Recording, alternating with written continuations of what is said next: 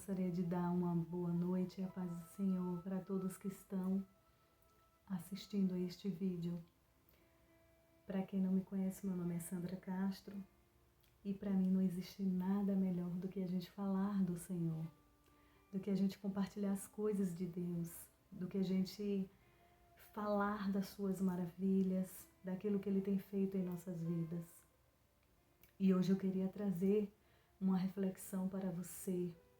E ao mesmo tempo, eu queria te perguntar, como você tem passado este isolamento? Quais os pensamentos que têm perpassado sobre a tua mente? Nós sabemos que o nosso subconsciente é um terreno muito fértil e sobre ele podem vir vários pensamentos e nós podemos alimentar esses pensamentos ou não. Então, como que você tem alimentado seus pensamentos? Nós sabemos que nós temos um manual importantíssimo e que esse manual ele pode nos ajudar em meio às dificuldades da vida, ele pode nos ajudar em meio às surpresas que a vida nos apresenta, E ele é um manual muito prático, porque ele deve ser aplicado constantemente à nossa vida diária. E este manual que eu estou falando é a Bíblia. Muitas pessoas, durante este isolamento, a boca dela, ao invés de ter aquela boca que era uma boca para abençoar, se tornou uma boca apenas para murmurar. E não é isso que Deus quer de nós. A Bíblia fala que nós temos que olhar para o alto, porque é de lá que vem o nosso socorro. Eleva os meus olhos para o alto, de onde me virá meu socorro? Meu socorro vem do Senhor que fez os céus e a terra. Muitas pessoas estão depressivas, estão angustiadas, Principalmente aquelas pessoas que não tinham o hábito de ficar dentro de casa, elas estão agoniadas. E aquelas que tinham o hábito de ficar, que hoje se encontram numa situação onde a sua rotina dobrou, Nós sabemos que a rotina dobrou. Por quê? Porque não está tendo aula. Então, quem tem filhos, quem tem criança pequena, acaba tendo que ficar o dia inteiro com essas crianças. A exemplo de mim. Eu tenho 2 filhos, tenho um menino e uma menina. Meu filho mais velho tem 6 anos e minha filha tem 2 anos e 8 meses. E sabemos que não é uma tarefa fácil. Mas de uma coisa eu tenho aprendido, que somente em Deus nós conseguiremos vencer dia após dia os dias ruins. Ele é o nosso manual. Ele é a nossa fonte. Não foque as circunstâncias. Entenda que Deus tem um propósito em tudo Deus tem um propósito. Nada acontece na nossa vida por acaso. A palavra de Deus, ela nos diz que todas as coisas cooperam para o bem daqueles que amam a Deus. A palavra do Senhor nos diz, não andeis ansiosos por coisa alguma. A palavra do Senhor, Davi nos fala lá no Salmo, por que estás abatido, ó minha alma? Por que estás abatida, minha alma? Talvez você se encontre nesse momento ansioso, Só que eu quero te dizer uma coisa, não olhe, não ache que o foco é você. Você não é o foco. Temos que lembrar que nós temos um alvo. Nosso alvo é Jesus. A palavra do Senhor, ela também nos afirma dizendo, prossigo para o alvo, para o plano da soberana vocação. Eu quero nesta noite te fortalecer a pensar no seguinte, que nada é para sempre. Tudo é questão de tempo. Nenhum deserto em nossa vida é para sempre. Tudo passa. A própria Bíblia diz que tudo passa. O que não passa é a palavra de Deus. Por isso nós devemos nos alimentar dela. Beber dessa fonte de água viva. O Senhor nos diz lá em João, que Ele é o pão da vida. Quem come desse pão jamais terá fome. Quem bebe dessa água jamais terá sede. E Jesus, quando Ele estava ali, mostrando aos discípulos, já conversando, já querendo mostrar aos discípulos sobre a sua partida, Ele começou a dizer que Ele desceu do céu, mas que Ele voltaria. E muitas vezes nós temos andado, nós falamos que conhecemos a Deus, nós falamos que caminhamos com Deus, mas em situações como estas, as quais nós temos vivenciado, é como se fosse que parece que a gente não conhece nada de Deus. Porque quem conhece descansa, Quem conhece espera, quem conhece confia. Será que nós temos confiado? Será que nós temos de fato olhado para o Senhor? Ou temos olhado para as circunstâncias, né?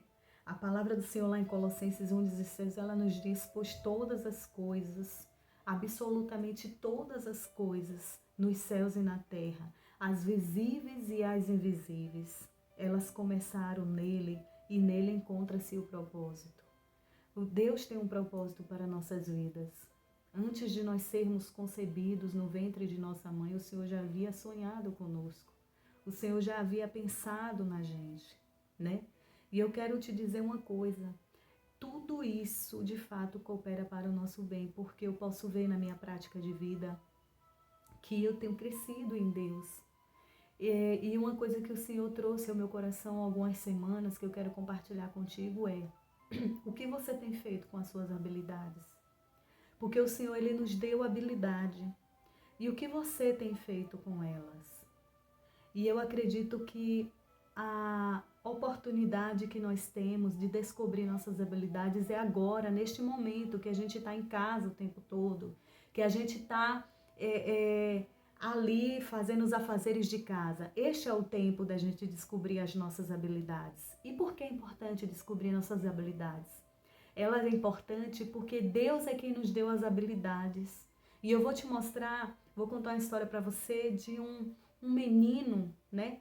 De alguém que era muito pequeno, né? Era de baixa estatura, alguém que ninguém dava nada, né? Alguém que foi muito criticado, talvez, né? E esse alguém é Davi. Nós conhecemos muito bem a história de Davi, é uma história que eu acredito que é difícil alguém não ter ouvido falar a história de Davi, né? E a Bíblia nos fala que o profeta Samuel foi à casa de Jessé para ungir aquele que seria o rei de Israel. E quando ele chega lá, Jessé simplesmente mostra todos os filhos, menos um. Menos aquele que estava lá no pasto cuidando das ovelhas. E aí a Bíblia fala que Jessé olha e diz: não é este. Aí Jessé vai e apresenta outro, profeta Samuel diz: não é este. Mostra outro: não é este. Aí daqui a pouco o profeta Samuel fala: Jessé, você só tem esses filhos? E ele diz: não, eu tenho um que está lá no pasto cuidando das ovelhas. Ou seja, não houve empolgação, não houve motivação por parte de Jessé em falar deste filho que estava lá no pasto. Afinal de contas, para ser rei de Israel, teria que ser alguém, né, alto, robusto, com uma boa aparência, né? A gente subentende que teria que ser alguém assim. Mas esse é o olhar que o ser humano tem e não o olhar que Deus tem. Porque a palavra diz que Deus não vê como o homem vê, né? O homem olha para o exterior, mas o Senhor olha para o nosso interior. E aí o que acontece com essa história?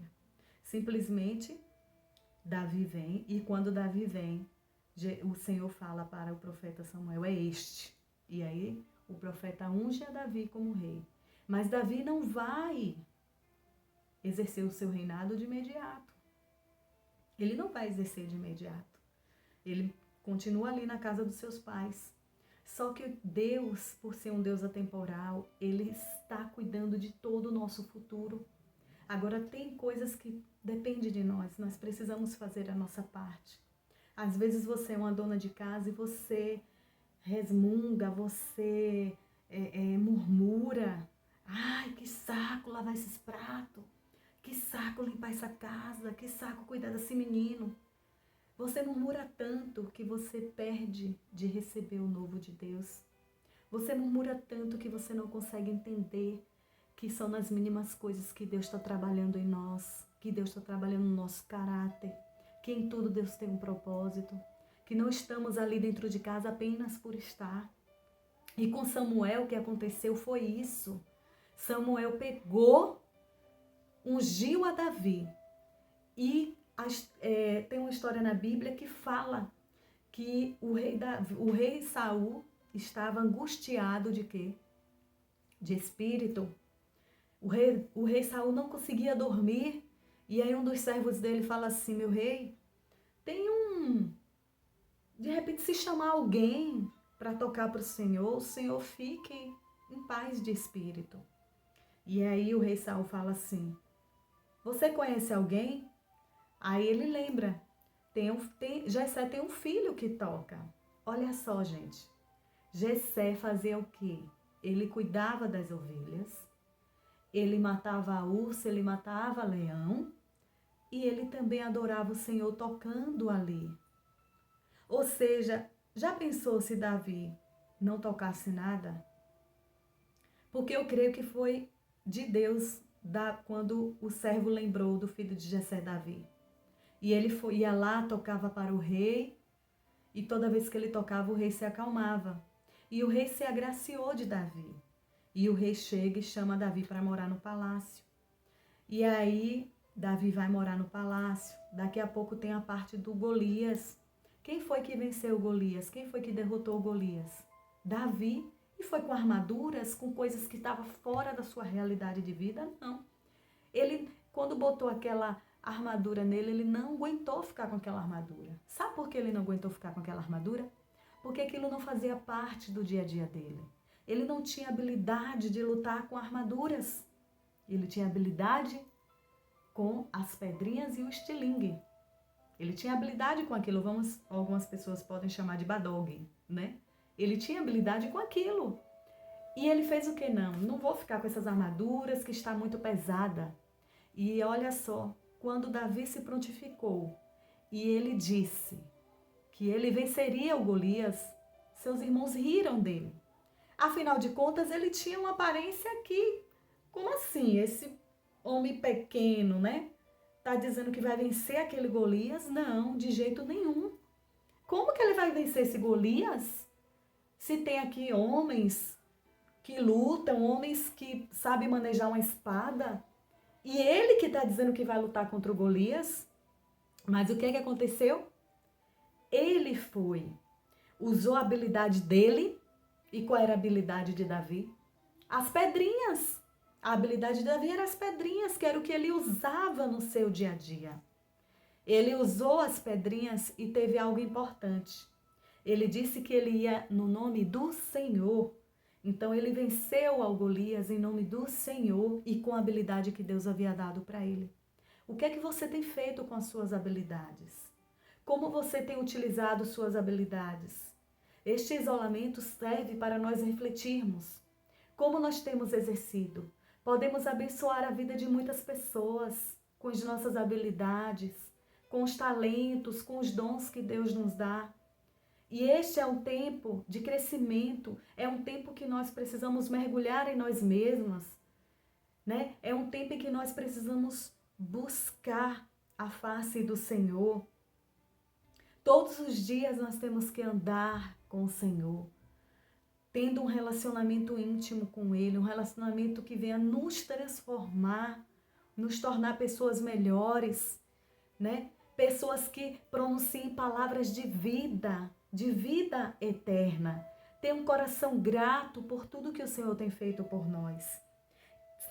Se a gente fosse concentrar em nós mesmos, jamais nós iremos desvendar os propósitos da vida. Por isso nós precisamos tirar os olhos do nosso umbigo, dos nossos problemas e colocar os olhos no Senhor. Não vamos ser como os discípulos, né? Que Jesus estava ali no barco. Eles sabiam que o Deus de milagre estava ali, mas eles estavam dispersos e por causa do mar agitado, eles tiveram medo, né? Não sabendo eles que a voz do nosso Senhor acalma qualquer tempestade. A voz do nosso Senhor faz tremer o deserto. Eu creio que em meio a tudo isso que nós temos experimentado, apenas um toque e tudo se transformará. E tudo se transformará. Eu creio porque a palavra nos diz isso. Então, que eu gostaria de compartilhar com você uma frase de um livro que eu estou lendo. E este livro, o tema dele é Pais inteligentes formam sucessores e não herdeiros. Então, assim, o desejo, fazendo um paralelo com a nossa vida espiritual, o desejo de Deus, sabe qual é o desejo de Deus? Não é formar herdeiros apenas, mas é sucessores, foi para isso que Deus nos criou. Porque o herdeiro, ele gasta fortuna e acabou. Mas o sucessor, ele leva uma vida de aprendizado. E aquilo que ele aprendeu com seu pai, ele jamais esquecerá. E nós temos um pai celestial, sábio, um pai que criou todas as coisas. Que o desejo do seu coração é que nós sejamos semelhantes ao seu Filho Jesus. Que tenhamos um coração grato, que sejamos agradecidos. E eu vou ler uma citação desse livro e que você reflita nela. Um ser humano só se torna verdadeiramente grande se for capaz de ser grato e de conquistar o invendável. Desse modo, abandonará o supérfluo e encontrará o essencial. Agradecimentos não é um fenômeno apenas lógico, racional, linear. Depende de experiências emocionais, expressa uma capacidade de curvar-se ao outro em afeto, um apego carinhoso, um sentimento único a que chamamos de amor. Que possamos, em meio a esta pandemia, saber que estamos aqui com um propósito. Tire o foco de você, bote o foco em Jesus. E, consequentemente, o Senhor trará à tua mente pessoas que poderão ser abençoadas com as habilidades que Deus tem te dado. Seja um agente de transformação em meio a essa pandemia. Que os teus lábios venham a pronunciar palavras de vida, de esperança. Que o seu foco não seja as notícias, mas que o seu foco seja Jesus. E eu gostaria de concluir dizendo que você, meu amado, você foi feito por Deus e não para Deus. E até que você compreenda isso, a vida jamais terá sentido. A vida jamais fará sentido. Então, que nesta noite, cada um de nós possamos pedir ao Senhor que nos revele o seu propósito de vida, que nos revele o seu amor, que possamos nessa noite perguntar ao Senhor: Senhor, me mostra qual a minha habilidade, né? E que você possa lembrar de uma coisa, de que se você observar bem, esse isolamento começou, mas não tem dia para terminar. Mas eu quero te dizer que a vida de Noé, ela foi transformada em 40 dias de chuva. Que a minha vida, que a tua vida, ela pode ser transformada também durante esse isolamento. Você não será o mesmo. Você não será a mesma pessoa. A vida de Moisés também foi transformada nos 40 dias que ele passou ali no deserto, no Monte Sinai, né? Elias foi transformado também quando Deus o sustentou durante o quê? 40 dias com uma única refeição. Todos os que passaram por algum deserto, de certa forma, foram transformados, não foram mais o mesmo. Saulo, quando teve um encontro real com Jesus, quando ele foi curado, ele não foi mais o mesmo. A ponto de deixar várias cartas, vários escritos na Bíblia que hoje edificam as nossas vidas. Então que você possa pensar nisso. O isolamento, de que forma eu tenho visto o isolamento? Como eu tenho usado as habilidades que eu tenho durante este isolamento, né? Como eu tenho me posicionado diante dele. Que o Senhor nos abençoe, que o Senhor traga revelação aos nossos corações e que possamos, durante este tempo que se chama hoje, ser agentes de transformação na vida de alguém. Que possamos seguir os passos de Jesus. E mais uma vez eu digo para você, o foco não é você. O foco não é você. Que você possa saber que não é você que é o foco, né? Coloque seus olhos no Senhor. Somente nele. Porque Ele é maior do que qualquer problema, do que qualquer doença, do que qualquer dificuldade. Que a sua satisfação, que a sua alegria seja o Senhor. Que Deus nos abençoe, um forte abraço. Até a próxima. Grande beijo.